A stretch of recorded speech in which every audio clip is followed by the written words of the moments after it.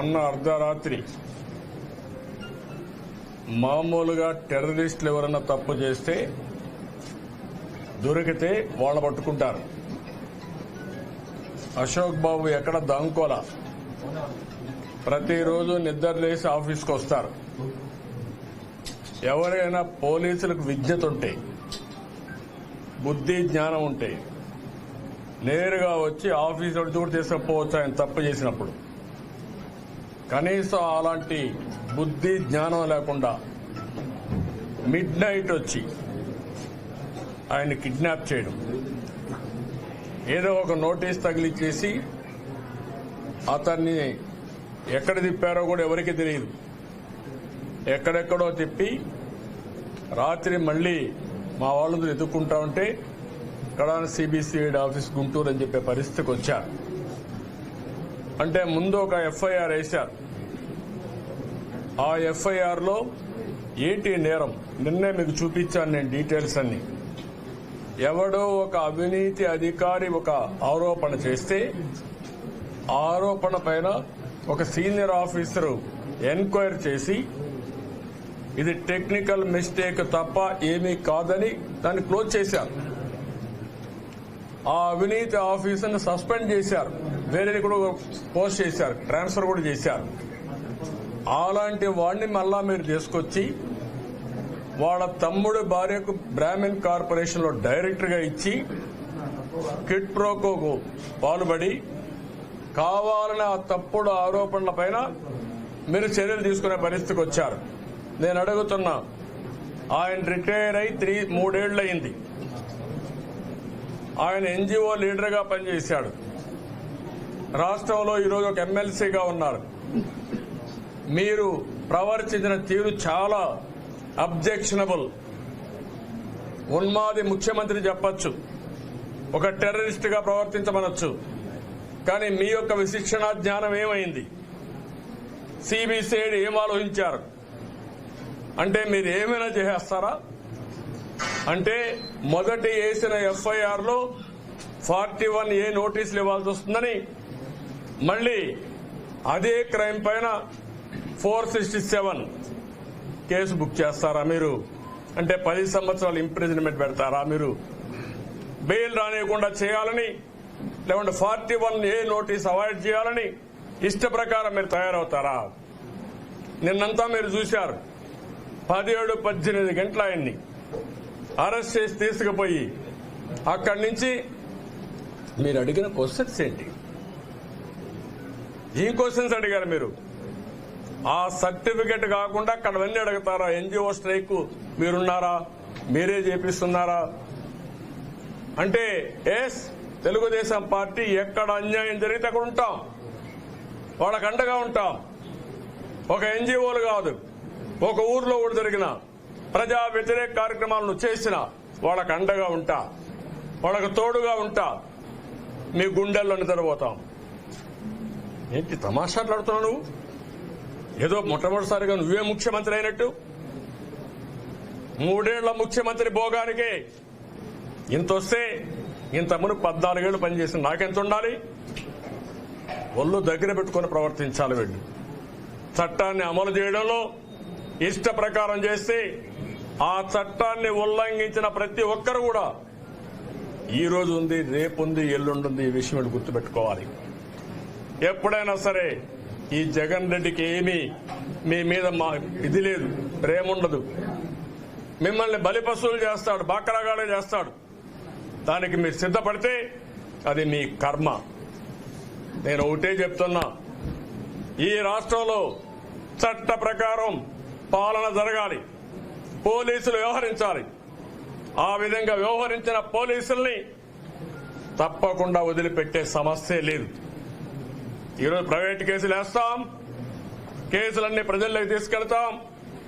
నేను అడుగుతున్నా ఈ ముఖ్యమంత్రిని, ఈ డీజీపీని, 3 సంవత్సరాల్లో ఎన్ని వేల కేసులు తెలుగుదేశం పార్టీ పైన పెట్టారో చెప్పే ధైర్యం మీకుందని అడుగుతున్నా. కేసు పెట్టండి, నేరం పెట్టండి, మీరేసిన సెక్షన్ కూడా చెప్పండి. ఏమేమన్నా హత్యలు చేశారా? అత్యాచారాలు చేశారా? దోపిడీలు చేశారా?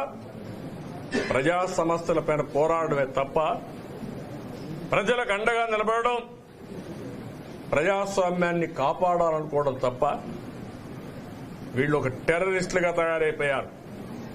నేను ఒకటే చెప్తున్నా, ఇది ప్రజాస్వామ్యం, మీ ఆటలు ఇక్కడ సాగనీయం.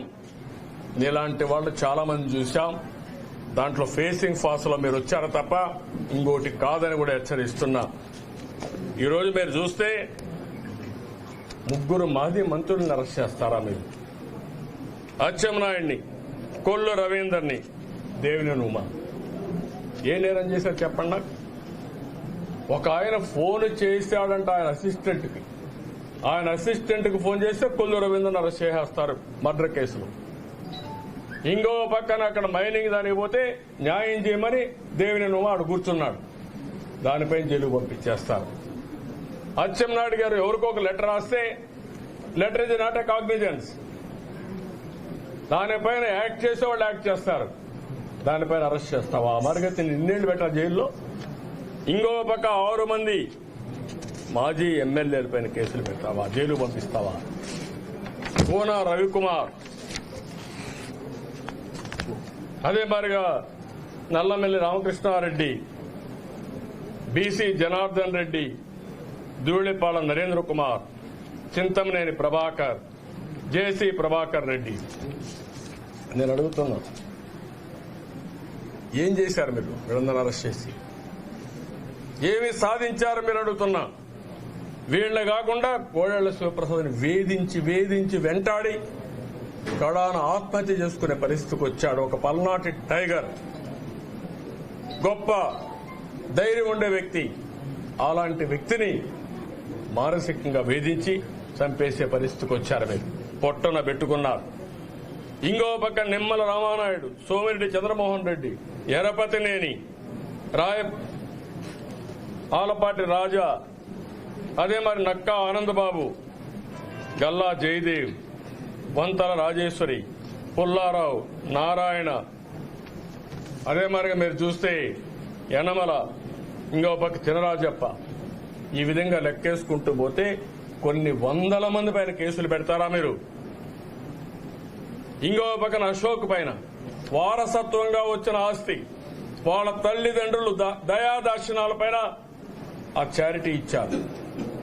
వాళ్ళు ఒక చారిటీ ఇస్తే ఆ దాతల పైన నువ్వు కేసు పెడతావా? నీ ఇష్ట ప్రకారం బిహేవ్ చేస్తావా? ఇంకో పక్కన గుంటూరులో హత్యకు గురైన అనూష ఇంటికి పోయి పరామర్శించబోతే లోకేష్ పైన కేసులు పెడతారు. ఇంకో పక్కన పట్టాభి, ఆయన ఇంటి పైన దాడి చేసి 2 సార్లు ఆస్తులు పూర్తిగా ధ్వంసం చేసి తిరిగి ఆయన పైన కేసులు పెడతారు. ఎంత ధైర్యం ఉండాలండి మీకు? ఎంత బరిదెగించాలి మీరు? ఇంకో పక్క అయ్యన్న పాత్ర పైన కేసులు పెట్టారు. ఈ విధంగా లెక్కేసుకుంటే ఇప్పటికీ నేను ఒకటే చెప్తున్నా, 4000 మంది పైన మీరు కేసులు పెట్టారు. అదే మరి 3 మంత్రుల్ని అరెస్ట్ చేశారు, మాజీ మంత్రుల్ని. ఇంకో పక్కన 6 మంది మాజీ ఎమ్మెల్యేలు అరెస్ట్ చేశారు. ఇంకో పక్కన చూస్తే మాజీ ఎమ్మెల్యేలు గాని, ఇంపార్టెంట్ కాన్స్టిట్యున్సీ ఇన్ఛార్జెస్ గాని, బీటెక్ రవి లాంటి వ్యక్తులు గాని ఒక 70-80 మందిని అరెస్ట్ చేశారు. ఇంకో పక్కన 33 మందిని పొట్టన పెట్టుకున్నారు, ఘోరంగా చంపేశారు. ఇవి కాకుండా ఆస్తుల ధ్వంసం 120 చేశారు. కొత్త మెథడాలజీ తీసుకొచ్చారు. మామూలుగా కొడితే ఒక దెబ్బ కొడితే వీళ్ళు మళ్ళా రికవర్ అవుతారు. కాబట్టి వీళ్ళ ఆస్తిని మొత్తం ధ్వంసం చేసేయాలి, ఆర్థిక మూలాలను నాశనం చేయాలి. దానివల్ల ఇంట్లో కూడా ఆర్థిక ఇబ్బందులు వచ్చి ప్రెషర్ పెట్టాలి. మీరు బయట పోవద్దండి, మనకెందుకే రాజకీయం అని చెప్పాలి. ఇలాంటి తప్పుడు రాజకీయాలు చేస్తున్నారు. అందుకే నేను అడుగుతున్నా ఈ ప్రభుత్వాన్ని, మీరు ఒక వైట్ పేపర్ ఇవ్వండి, లేకపోతే మేమే ఒక పేపర్ ఇస్తాం. ప్రతి ఒక్క దానిపైన చర్చ జరగాలి. ప్రజల్ని చైతన్యవంతులు చేస్తాం, ప్రజల్లో అవేర్నెస్ తీసుకొస్తాం. ఈ ప్రభుత్వం ఒక టెర్రరిస్ట్ మాదిరిగా ప్రజల పైన దాడి చేస్తున్నారు. వాళ్ళకు అండగా వచ్చే రాజకీయ పార్టీ పైన దాడి చేస్తున్నారు. సమస్యలు మీరే క్రియేట్ చేస్తున్నారు. మళ్ళా సమస్యల పరిష్కారం చేసినట్టు నటించి జేజేలు బలకమని ఒత్తిడి తీసుకొస్తున్నారు. ఇవన్నీ జరగడానికి వీలు లేదు. ఆ విషయం పోలీసు గుర్తుపెట్టుకోవాలి, ముఖ్యమంత్రి గుర్తుపెట్టుకోవాలి, వైఎస్ఆర్ కాంగ్రెస్ నాయకులు గుర్తుపెట్టుకోవాలి. ఈ రోజు మా కార్యకర్తలు నాయకులు ఎట్టయితే బాధపడుతున్నారో రేపు మళ్ళా ఒక రోజు ఉంది, అది మీకు గుర్తుండాలి. మిడ్ నైట్ అర్ధరాత్రి అశోక్ బాబుని లిఫ్ట్ చేస్తే మిమ్మల్ని లిఫ్ట్ చేయలేమా? నేను 30 ఏళ్ళు అనుకోనంటే మిమ్మల్ని చేయలేనా? 22 ఏళ్ల అధికారంలో ఉన్నాం. ఆ విషయం మీరు గుర్తుపెట్టుకోండి. ఇంకొక పక్కన చాలా దారుణం ఇది. వరుణ్ రెడ్డి జైలర్ అనంతపూర్లో ఒక ప్రిజన్లో జైలర్గా ఉంటే మొద్దు సీను హత్య అక్కడే జరిగింది. హత్య జరిగితే నేనున్నప్పుడు కాదు, 2011-12 ఆ ప్రాంతంలోనే అతన్ని సస్పెండ్ చేశారు. అక్కడి నుంచి అతన్ని లూప్ లైన్ లో పెట్టారు. అతని ఇంక్రిమెంట్స్ అన్ని కట్ చేశారు. నేను వచ్చినప్పుడు ఎక్కడ కనపడలా. మళ్ళా ఇప్పుడు జగన్మోహన్ రెడ్డి రెట్రాస్పెక్టివ్ ఎఫెక్ట్ అతనికి మొత్తం అన్ని కూడా సస్పెన్షన్లు అన్ని క్యాన్సిల్ చేసి ఆల్ బెనిఫిట్స్ ఇచ్చి కడప జైలుకి తీసుకొచ్చాడు. అంటే వివేకానందరెడ్డి హత్య చేసిన ముద్దాయిలు అక్కడ ఉన్నారు అంటే వాళ్ళు చంపేస్తారా? సిబిఐకి లెటర్ రాస్తాను, అందరికీ రాస్తాం. అలాంటి వ్యక్తి సర్వీసులో ఉండడానికి అర్హత లేదు. ఎక్కడ ఉండాలంటే జైల్లో ఉండాలి అతని వ్యక్తి. అలాంటి తప్పుడు వ్యక్తులను తీసుకొచ్చి మీ ఇష్ట ప్రకారం చేస్తారా? ఇదే నా నీతి. అందుకే చెప్తున్న దానిపైన కూడా చర్చ జరగాల. వివేకానందరెడ్డిని చంపి నాటకాలాడి ఇప్పుడు తర్వాత అక్కడ ఎవరైతే అక్యూజులున్నారో వాళ్ళని కూడా చంపేయాలనుకోవడం ఎంత దుర్మార్గం అండి ఇది. అంటే నీకు భయపడుతున్నారా? అందరూ భయపెట్టాలనుకుంటున్నావా? నీ ఆటలు సాగవు. ఆ విషయం గుర్తుపెట్టుకో. ఆ రోజులు అయిపోయినాయి. చివరి రోజులకు వచ్చారు మీరు కూడా. తప్పు పనులు చేసిన వాడు ఎవ్వడు సర్వైవ్ కాడు. ప్రజల్ని భయభ్రాంతులు చేస్తే 2 రోజులు భయపడతారు. తిరుగుబాటు చేస్తే నియంత్రణంతా కాల గర్భంలో కలిసిపోయారు. ఈ విషయం గుర్తుపెట్టుకోవాల్సిన అవసరం ఉంది. దీనిపైన ఎట్టి పరిస్థితుల్లో కూడా వైట్ పేపర్ ఇవ్వాలి డీజీపీ. లేకపోతే మేమే ప్రతి ఒక్క ఎఫ్ఐఆర్ ని డిబేట్ చేస్తాం, డిస్కస్ చేస్తాం, ప్రైవేట్ కేసులు వేస్తాం. అవన్నీ కూడా ఒక షేప్ తీసుకొచ్చి భవిష్యత్తులో తప్పు చేసిన ప్రతి ఒక్కరిని శిక్షించే వరకు వదిలిపెట్టాం. ఇది గుర్తుపెట్టుకోమని మరొకసారి హెచ్చరిస్తున్నా. ఈరోజు అశోక్ బాబు గారి అయితే వాళ్ళ మిస్సెస్ అయితే ఎంత బాధపడ్డారండి. మిడ్ నైట్ తీసుకుపోతే ఎక్కడ తీసుకుపోయారు తెలియదని ఆవిడ ఆవేదన. వాళ్ళ అబ్బాయి హైదరాబాద్ లో ఉంటే అతనికి బాధ. నేను అడుగుతున్నా, ఇలాంటి తప్పుడు పనులు చేయడానికి మీకు అధికారం ఇచ్చింది. ప్రజాహితం కోసం పనిచేయండి. మేము కూడా సహకరిస్తాం. ఇలాంటి తప్పుడు పనులు చేసి రాజకీయం చేయాలనుకుంటే, బూతులు తిడుతూ మా మనోభావాలను దెబ్బతీయాలనుకుంటే కబద్దార్ జాగ్రత్తగా ఉండండి. మరొక్కసారి హెచ్చరిస్తున్నా. చాలా మందిని చూసా, మిమ్మల్ని చూస్తున్నా. మీరేమీ చేయలేరు. ఇలాంటి ఎక్కడ చూసినా బెదిరించేయడం, బ్లాక్మెయిల్ చేయడం, కేసులు పెట్టడం, లేకుంటే తీసుకుపోయి ఇష్టానుసారంగా పోలీసులు ప్రవర్తించి నిన్న కూడా జరిగింది తప్పది. పోలీసులు చెప్తున్నా, మీరు తీసుకుపోయిన కేసు తప్ప ఒక్క పక్క డైవర్ట్ అయి నీ ఇష్ట ప్రకారం చేస్తే అవన్నీ కూడా వదిలిపెట్టే పరిస్థితి ఉండదు భవిష్యత్తులో. అందరికీ గుణపాఠం చెప్తాం, వదిలిపెట్టమని మరొకసారి హెచ్చరిస్తున్నాం. ఇప్పుడు కడప జైలుకి వేశారు వరుణ్ రెడ్డిని. ఆయన అనంతపూర్ జైలుగా ఉన్నప్పుడు పరిటాల రవిని చంపినటువంటి ముద్దు సీను ఆ జైల్లో ఉన్నాడు. కాబట్టి అందరిని ఆ కేసులో మీరు ఒకసారి చూస్తే, పరిటాల రవీంద్ర కేసు చూస్తే ఎవరైతే చంపారో పరిటాల రవీంద్రని ఒక్కొక్కరినే చంపుకుంటా వచ్చారు. ఎవరు మిగిలినా వాస్తవాలు బయట వస్తాయని. సాక్షి జైలర్ వరుణ్ రెడ్డి జైలర్ అనంతపూర్ లో ఉన్నప్పుడు మొద్దు సీనును అక్కడ జైల్లో చంపేశారు. అప్పుడు ఈయన జైలర్. ఆయన సస్పెండ్ చేశారు తర్వాత వచ్చిన గవర్నమెంట్లన్నీ. ఆయనకు అన్ని కూడా సస్పెన్షన్లు ఇన్వోక్ చేసి ఈ జగన్ రెడ్డి ఇప్పుడు కడప పంపించాడు. కడపలో ఎవరున్నారు? వివేకానంద రెడ్డిని చంపిన ముద్దాయిలందరూ కడపలో ఉన్నారు. అంటే వాళ్ళు కూడా లేపేస్తారా? అంటే ఎక్కడికి పోతున్నారు మీరు? ఇవన్నీ కూడా చర్చ జరగాల్సిన అవసరం ఉంది. ఈ జైల్స్ అంటేనే ప్రజలు భయపడిపోయే పరిస్థితికి వచ్చారు. నాయకులు భయపడుతున్నారు. ఒకప్పుడు జైలు అంటే ఎవరు భయపడేవాడు కాదు. జైలుకు పోవడానికి భయపడడం కాదు, ప్రతి ఒక్క ఇంట్లో ప్రాణహాని ఉంటుంది. ఆ జైల్లో ఏం చేస్తారో తెలియదు. థర్డ్ డిగ్రీ ఉపయోగిస్తారు, కావాలని కొడతారు. అదే జరిగింది. రఘురామకృష్ణరాజు జ్యుడిషియల్ కస్టడీలో ఉంటే అతనిపైన థర్డ్ డిగ్రీ ఉపయోగించారు. నేను అడుగుతున్న సిబిసిఐడిని, ఎన్ని గట్స్ ఉండాలి మీకు? ఎంత ధైర్యం ఉండాలి?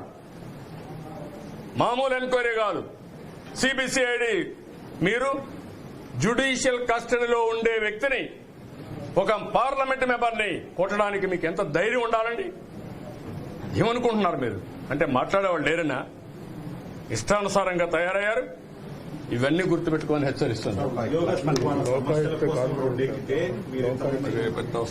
ఉద్యోగస్తుల సమస్యల మీద రోడ్డెక్కితే చెలో విజయవాడ కనుక మీరున్నారా, మీ అధినేత చంద్రబాబు ఉన్నారా అని అశోక్ బాబు గారిని క్వశ్చన్ చేశారు. అదే నేను అడిగేది. ఏంటి మీరు అడగడం? Who are they? నీ పని ఏంటి? ఎందుకు అరెస్ట్ చేసావు? ఆ పేరు చెప్పి అరెస్ట్ చేయి నువ్వు. అప్పుడు నేను చెప్తా సమాధానం నీకు. నువ్వేం చెప్పావు? ఆయన ఏదో సర్టిఫికెట్ తప్పు ఇచ్చాడు, లేకుంటే ఇది చేశారని. నిన్న కూడా చాలా పెట్టాం మేము మీ వాళ్ళందరివి. లోకాయుక్త కూడా క్రాస్ అవుతున్నారు. అది రికమెండేషన్ బాడీ, దానికి నిబంధనలు ఉన్నాయి. ఆ విషయం కూడా వాళ్ళు గుర్తుపెట్టుకోవాల్సిన అవసరం ఉంది. అన్ని కూడా వ్యవస్థలన్నీ భ్రష్టు పట్టించారన్నాను నేను నిన్న. అందులో భాగమే ఇవన్నీ జరుగుతున్నాయి.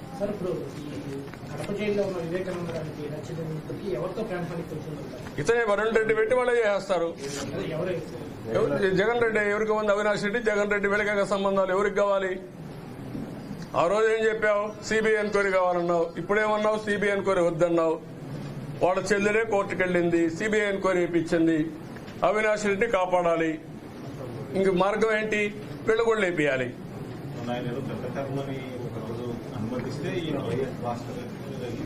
కలిశాడు, అడవి కలిశాడు. అంటే ఏంటి ఇవన్నీ? మీ గుట్టంతా బయట వస్తుందని. అంటే పులివెందల్లో ఎప్పుడైనా సరే 40 ఏళ్లుగా 45 ఏళ్లుగా ఒక రాజకీయం స్వేచ్ఛగా జరిగిందండి? ఎప్పుడు జరగల. ఆ విషయం గుర్తుపెట్టుకోవాల్సిన అవసరం ఉంది. ఇంకా అలాంటి హత్యలు మీరు చేయలేరు. చేస్తే మీరు కూడా జైలు పోవడం ఖాయం. మళ్ళా దానిపైన కూడా ఆ విషయం గుర్తుపెట్టుకునే సరిస్తాం. వాళ్ళ దృష్టి తీసుకొస్తాం.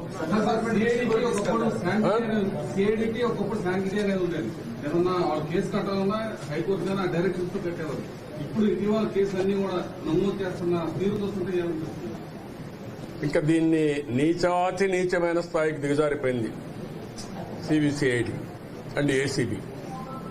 దీన్ని ఏ విధంగా ప్రక్షాళన చేయాలో రేపు రాబోయే రోజుల్లో చూస్తాం. వ్యక్తులు కూడా చెప్తున్నా, మీరు కూడా తప్పించుకోలేరు.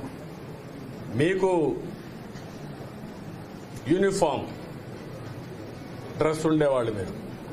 యూనిఫామ్ సర్వీస్ అన్నిటికి కూడా ఒక డిసిప్లిన్ కూడా ఉంటుంది.